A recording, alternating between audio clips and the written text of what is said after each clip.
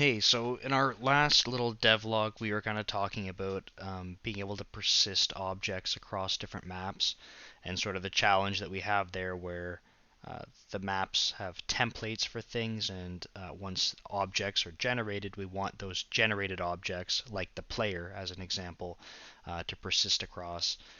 Or perhaps we spawn a chest on a particular map. When you revisit that map, you want the same instance of that chest to appear. So I kind of detailed what I was going to be trying out. I've implemented that, and I'm kind of gonna show that pretty quickly, and then sort of talk about the next challenge that I think I have a solution for. I was really hoping I could demo it in Unity, and definitely hitting a roadblock where Unity is no longer taking my DLL updates for this evening, and I'm not sure why. So I figured good time to take a break and make a video. Um, so just to kind of talk about the persistence part, what I was going to show here is that I have a character on the map. So this is the player character here, and what has happened is that I've walked down to the chest that's down below, and it spawned loot in my inventory. So essentially, once I unpause this, um, I can take these items, I can equip them, put some gloves on there. Maybe I'll try one of these. So that's like a Diablo 2 ruin word we've done called like a socket pattern. It's just a test one for now, but I've transformed the item by socketing into it. So basically, I've manipulated the character's state. I can cast a healing spell, so you'll see the health go up. This is all like it's not animated very well or anything. We're just kind of getting the back end logic together here. So um, effectively, I've altered this character's state. Now, when I go into combat, I'm technically, we have like a tactical turn-based combat. So when I enter combat, I'm technically switching onto a new map. So this is kind of the perfect opportunity to demonstrate what happens when we go ahead and do that. Because if the character does not persist, I would have an empty inventory. My health would kind of look back like it was really low, and my mana would be back full. So let's go ahead and use a little cheat. So this will put us directly into combat. Um, and you can see, like I've switched. It might not be obvious, I guess, because it looks the same, but it's technically a different map. And what you can see is that my health and mana did in fact remain the same. I still have all the items equipped. So this is in fact the same player character instance, which is great. So something you'll notice is that I mentioned turn-based combat. There aren't any restrictions enabled right now as we're doing some of this testing. Um, but yeah, that's kind of what I wanted to quickly show from the last devlog. That the fact that this works, and that's great. Um, so the next piece, you'll notice I have this white square over here now. The next piece I'm working on is that if I rewind just a second here, we're trying to make sure that we can get some of these core systems in place so that you can kind of go through a basic, almost call it like a, uh, you know, uh, workflow in the game that you can repeat, and that is for us being able to collect loot, enter combat, ideally win, so that you can continue, loot your opponents, and sort of rinse and repeat that, and that way you get this really basic amount of progression and looting, and we can build quests and stuff on top of that, and so on and so forth. But because of how we were doing combat, I did mention that despite this looking like the same map, I was just super lazy and copied and pasted it. It is technically a different map. So when we enter combat, we go into uh, a map that's dedicated for that encounter. And when combat completes, what we want to do is essentially provide an exit from the map so that the player can go back to where they were. This would be like maybe a poor example, but um, I haven't really surprisingly haven't played many Final Fantasy games, but when you're walking around in some of these tactical RPGs, you have like an overworld. That's kind of where we were. You're walking around on a map, and then you enter combat, and you get this dedicated like tactical map. So anyway, once these skeletons and stuff are killed off, and we want to loot them, we have the opportunity to walk around, loot them, and then choose when to exit the map. And that way, we can do some cool things like, trigger certain things to happen, like maybe a chest appears, maybe an exit. I guess the exits are kind of mandatory, but maybe a chest appears, or any other loot that we want to put on the ground that's not directly from the opponents you killed. We can just trigger other things to happen as the result of finishing combat. So really, for me, the focus was like, okay, once combat's done, how can I make a tile that's like an exit that you can go back to the main map? So I wanted to get that in place. So I'm gonna walk through the design for that. But the I guess the first thing that I had tried out um, is that I wanted to make it such that I had an invisible spawner on the map, and I could trigger that spawner once my combat end event has fired. So there's two things kind of going on there. One is that I need a spawner behavior, so something dedicated that defines the fact that I want to be able to spawn something. And then the second part was something that defines that I want to have a hookup to combat ending. And I'm going to kind of explain why this is a little bit tricky. It was simple in terms of coding it, but it was actually a really big organizational challenge in terms of where to put code. And I actually don't have a good answer for it quite yet. So this is going to be something I'm going to have to refactor later and figure out where to put it so that it doesn't feel crappy. So the first pass at this, I mentioned that I wanted to have a door to exit, but I don't have doors in the game yet in terms of templated objects. I do have a chest, right? And the templated chest I have is this one over here, which you can see. So what I was going to do to test this out is that my spawner, which is this white square, once combat is done, the goal is that the spawner disappears off the map, and when this is actually working and all functional, you wouldn't see the spawner. It's really just there for debugging. But the spawner disappears off the map and replaces itself with a spawned instance of a templated object. So in this particular case, I just was going to use a copy of that chest that's down here. Just going to use a copy of that and basically spawn it over this white square. This isn't working in Unity, as I mentioned, because the DLLs aren't updating for some reason. But I do have a command line version of this, which I'll show everything actually working, and it's pretty cool. So the first part, I'm just going to show the update to the map I made. So we'll do that pretty quickly. That's the wrong Visual Studio. I want this one. So the update to the map I made was that I added a new object. This is really the white square that you're seeing, and so we define where it's located. It has some information. I started to realize I've been making some assumptions about how these things are defined, and I realized that I have a bit of an architectural change that will be up and coming, but I'm not going to visit it quite yet. So that's why this looks kind of funny here, but I just left that so that I can come back to it. Anyway,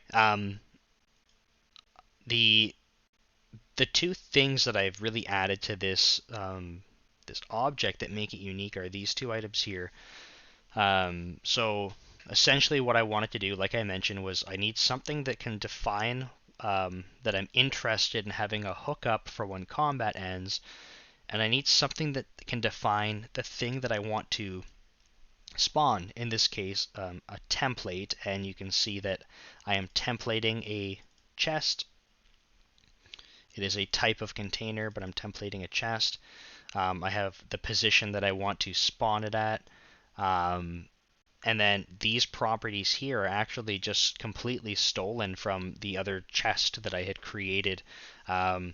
but I could give it whatever properties I want to override here. So these are the two things I wanted to do, and I'm going to talk about why this is a bit of an organizational challenge. Um, so in our layout, we have tons and tons of projects, but it's really because we've been hyper focused on trying to break things apart into their own domain as much as possible, and definitely taken that pattern to an extreme. And I would say that um, some parts of that are really nice, and other parts, like with anything that you take to an extreme, you start to run into the like odd quirks and challenges. And I feel like this is one of them, and I feel like there's a good answer for it. I just haven't uh, I don't know. I haven't come up with something that I like yet, or read enough about kind of leveraging this pattern sufficiently. So anyway, the reason this is challenging. So um, we have all these different domains, and really these two things here, in my opinion, belong in different domains. And the two domains I'm interested in, I was trying to collapse everything on the left here so I could find it easier.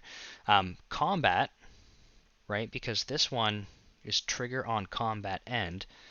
The domain that has knowledge about that is this combat one, this feature that we've defined that has combat associated with it. So I feel like this, this piece of information is really joined up with this combat domain.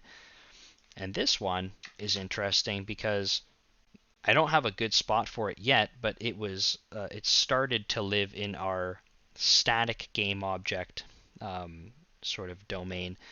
And static game objects, I think I mentioned it in one of the previous devlogs, but there are things like invisible walls. Um, I have things that are triggers, because you're not they don't get manipulated in terms of, like, they don't have other state associated with them. They're static. They're not moving. They're like a spawner that I was kind of showing, that white square. Like, that's actually going to be invisible when the game is playable. So they're just things that need to exist in sort of the world space, but um, they're not things that you're actively manipulating, if that makes sense. So I was going to have this one exist in the static spot, and regardless of whether or not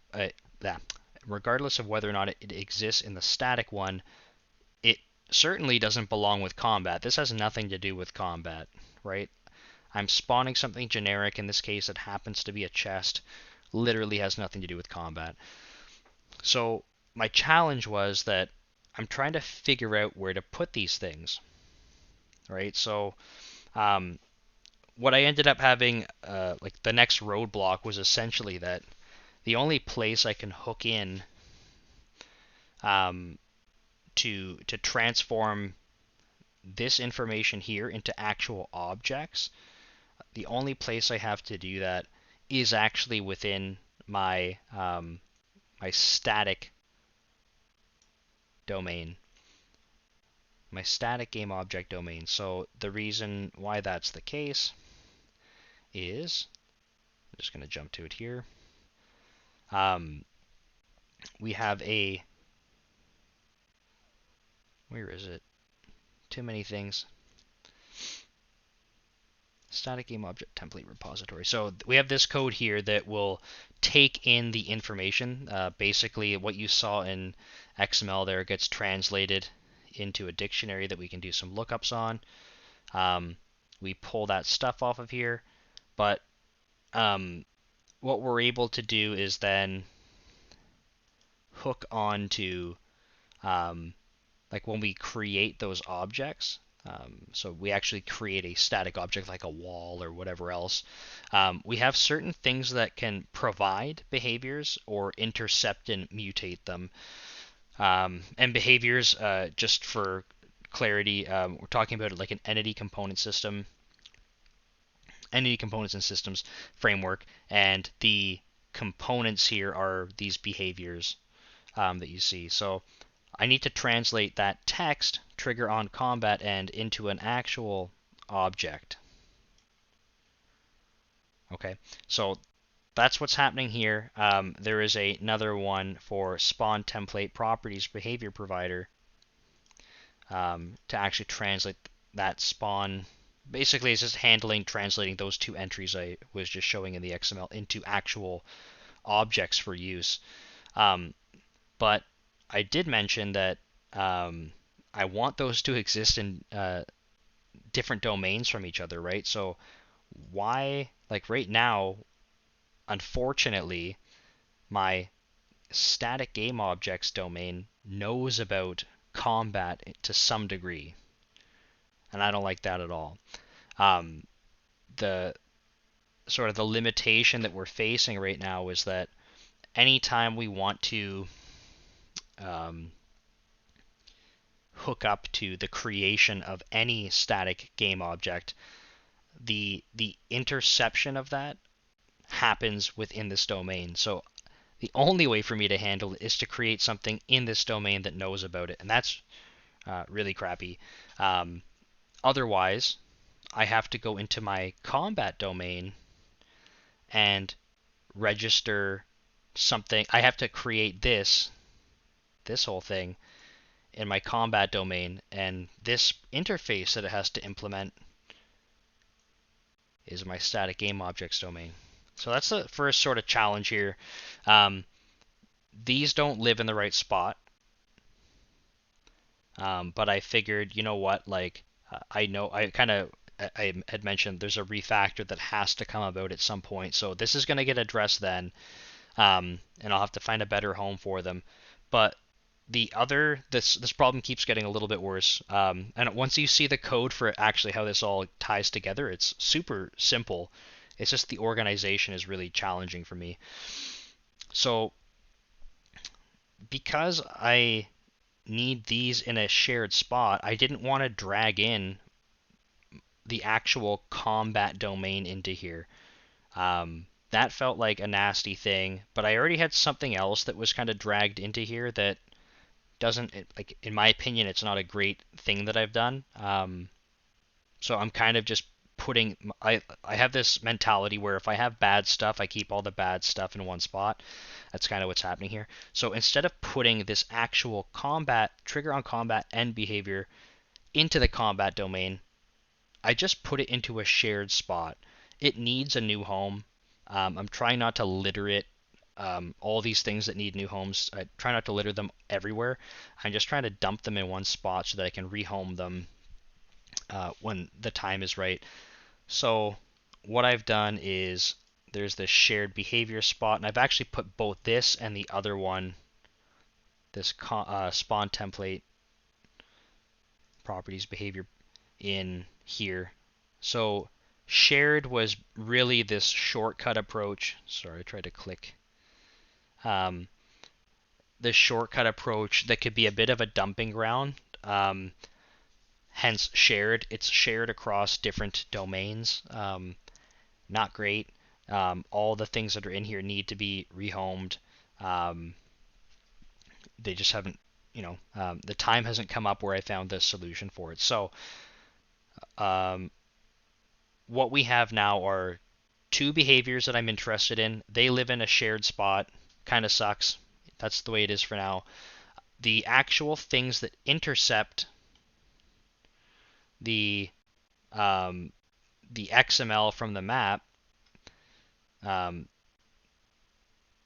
those live in the static game object domain, because as I mentioned, that's the spot that needs to actually wire up things specifically for static game objects. And then all of that put together allows me to, just to kind of reiterate, allows me to create this whole static game object, right? Lets me create that, and then lets me add onto it two dedicated behaviors that come from this shared behaviors domain. Okay, so it's all super simple stuff. The complex part about this one is really just that it's a nested object. That was pretty trivial to do. But what's the next part? So I actually need this to do something, right? It's not really just about making some objects and saying, cool, like everything magically works. I actually need these to perform some behavior now.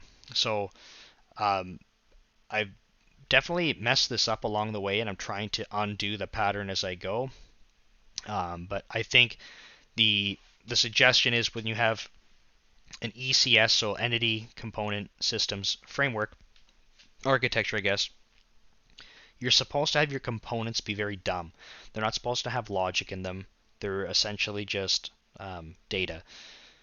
And I have a lot of components, unfortunately, that have a lot of logic in them. So in this particular case, I said, okay, I have these two new components. I'm using component and behavior interchangeably because behavior is just the type of component that I'm using in my system. So I have these two behaviors, and I need something to happen, but I don't want these things to actually have the logic for it. So you'll notice, I'm just going to jump to this one. Like, this one is literally just a marker class. It doesn't do anything. It doesn't even have data on it. And this one just has basically a dictionary of some properties. I had some hard-coded lookups here for specific properties just to make them easier to access. But these don't do anything. So far so good, but how do I make something actually happen? So what I wanted to do was I made a system, and this is the system. I have some funny logging up here just because I was trying to mess around in Unity because my changes, basically I was making changes in code and Unity just wasn't respecting them. So anyway, ignore that. I had this system that I created, and the goal of the system was that it has knowledge of these two different components, so across these two different domains, it has knowledge of them, and it's going to look for game objects that have both of these behaviors attached to them. And anytime it finds an object with these two behaviors attached to them, it will exercise particular logic.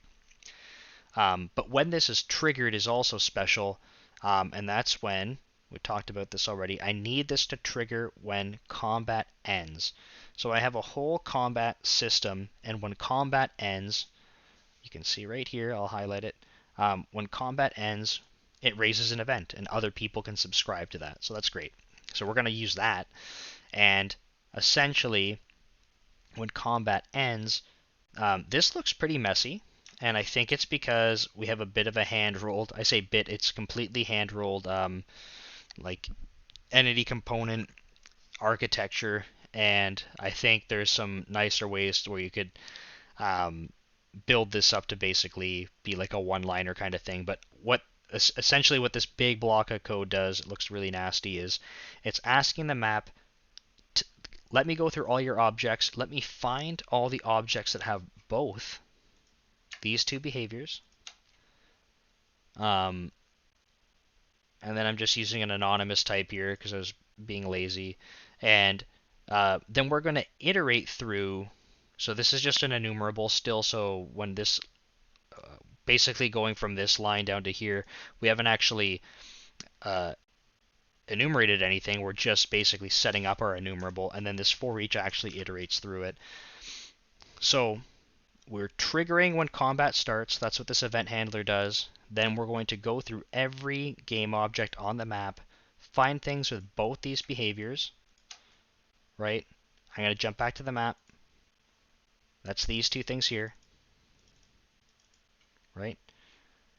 So we're going to find all the game objects with those two things. On our map that we're talking about, that's only one object that has both those. And what we're expecting to do is iterate through them. We're going to basically create a new object. So we're going to spawn an object using all the information from spawn template properties, right? So this lets us actually create the chest. Then we're going to remove the spawner. Oh, that's wrong. That's funny. We're going to remove the spawner, and then what we need to do is actually add the spawned object. Okay. There we go. So hopefully that makes more sense. So we're going to create the chest in this particular case because that's what we've templated, remove the spawner, and then add the spawned object. Okay, so hopefully that makes sense. Let's actually get this rebuilt here. And I'm going to run the headless version of the game with a little exercise that I have that basically I don't know, I think it's super cool. Basically, it's kind of what I show when I go into combat with the skeletons, just without the animations. Um, it's literally running the game loop. Enters combat the same way in terms of loading up the map behind the scenes, spawns the skeletons, and then the skeletons just attack me. And I think that's pretty cool. So I've just rebuilt the libraries. No, still going. I'm too eager. Um, so this exercise is going to start the encounter with the skeletons, let them start attacking me. I don't, in this exercise, I don't get to take any turns. I just let them kind of go wild and skip my turn. And when they kill me, what's going to happen is combat ended will trigger, and then we're going to show that we can go find this game object that we've added with these two behaviors and basically add a chest to the map, which is pretty cool. And then at the end of kind of demonstrating that, I'm just going to re-highlight like why the organizational challenge is apparent, and just over time I'm going to be looking for a solution for that. So I'm rebuilding the command line part. That should go super quick because the bulk of everything was built. Cool. So this is the part in the command line program. It's really cool. This is a terrible way to do it because it's like a dirty service locator type of thing, but basically build up our entire auto fact container with one line here, and then we just dive into it. So gross service locator stuff, but please ignore. It's just because I'm hacking it together. And what we're going to do is a little loop here with the game engine and just let skeletons attack us. So I'm going to press play, and we should see some stuff happening in the command prompt.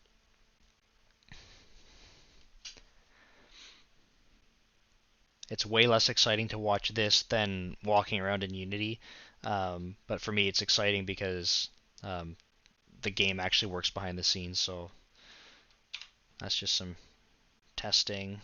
Okay, so everything's loading up. This is already skeletons trying to walk to the player to attack. It ran really fast there at the end, and no one's expected to read all this, and I'm not going to either, but it's just talking about the skeleton trying to get to the target using a skill, and then what ends up happening is that the player has their health reduced to 0, and then the skeletons have no other actor to target because their opposing team is dead. So anyway, once that happens, we trigger combat ended, and just as expected, we've entered here. I'm going to put a breakpoint in there so we can stop on that, and one here so we can iterate in the loop, and at the end. Cool. So let's jump in. Oops, I pressed F9 instead of F5. Okay, so we're iterating through here, and we're going to go look for game objects with both these behaviors. So let's do this. This will be the one and the only entry. It's a static game object like we talked about. It has the spawn template properties, and it also has trigger on combat, those two behaviors we talked about, right? As noted, they're in the shared behaviors domain because I didn't have a good spot for them, and it really upsets me, but I'll figure that out at some point.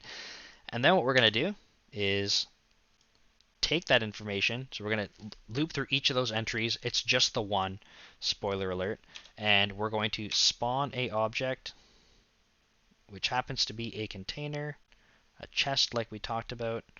So if I go to the type, it says container. If I go to the template, it says chest. Cool.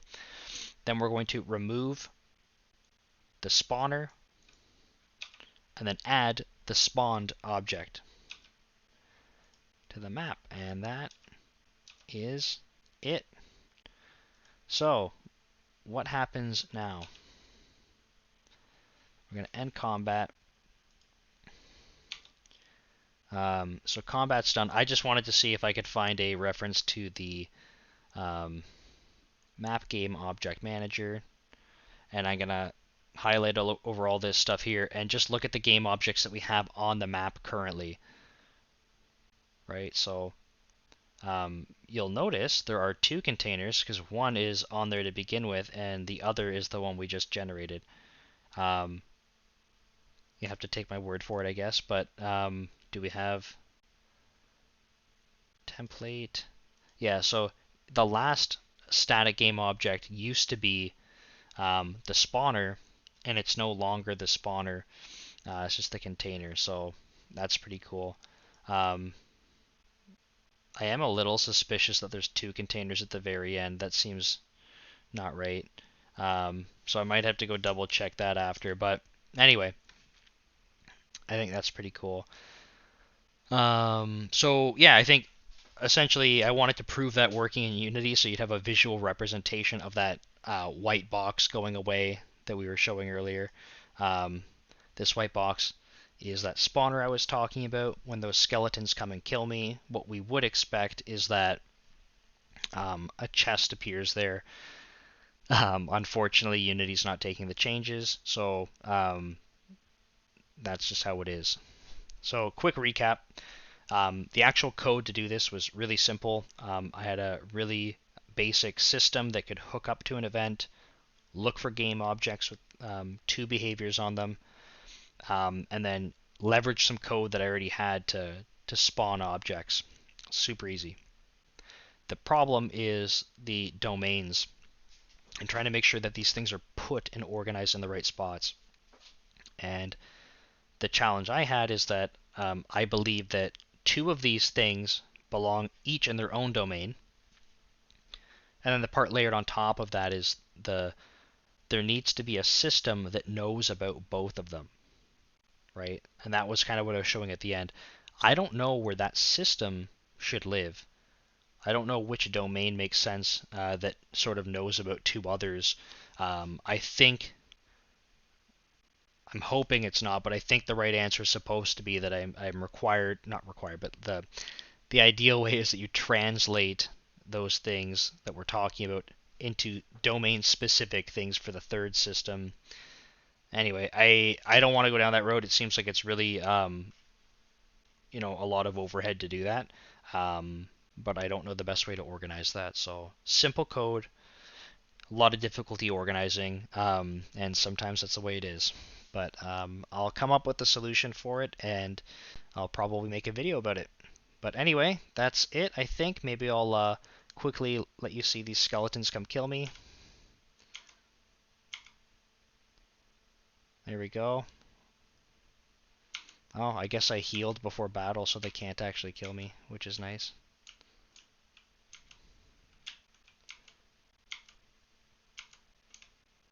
Oops, I broke it. I'm faster than the skeletons, so I take way more turns than they do.